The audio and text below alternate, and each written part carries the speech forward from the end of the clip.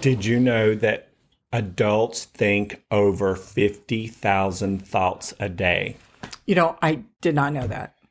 And did you, out of those 50,000 plus thoughts that they think, how many of them do you think are recycled thoughts from the day before, the week before, or even back to childhood? I can guess, what, 50%?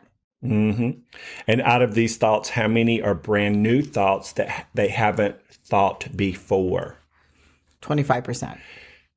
Almost 90 plus percent of the thoughts we think today, 60, 70,000, is recycled.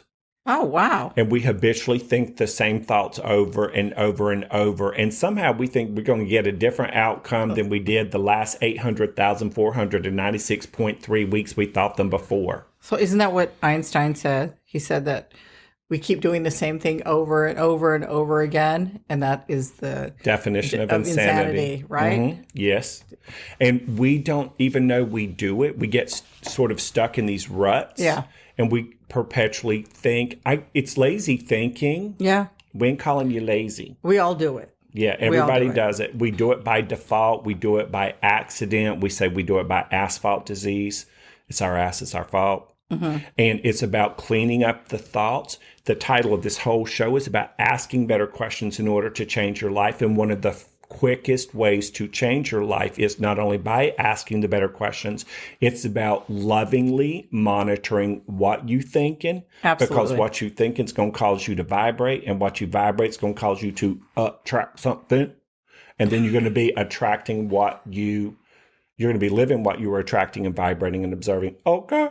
Absolutely. I mean, it's what we when I always talk about the observer. You be aware of what you're thinking, be aware of what your thoughts are, be aware of what your feelings are.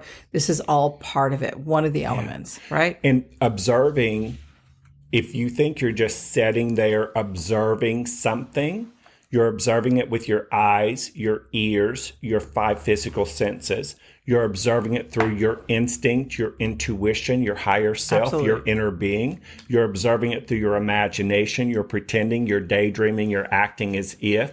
You're observing it through your empathic sensitivities as well as your intuition.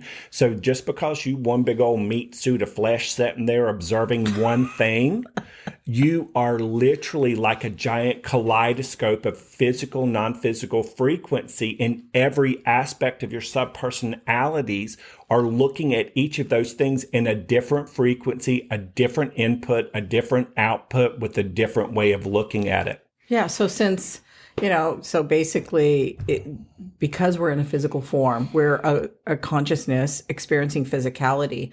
All of those things that Eddie just said, that's correct.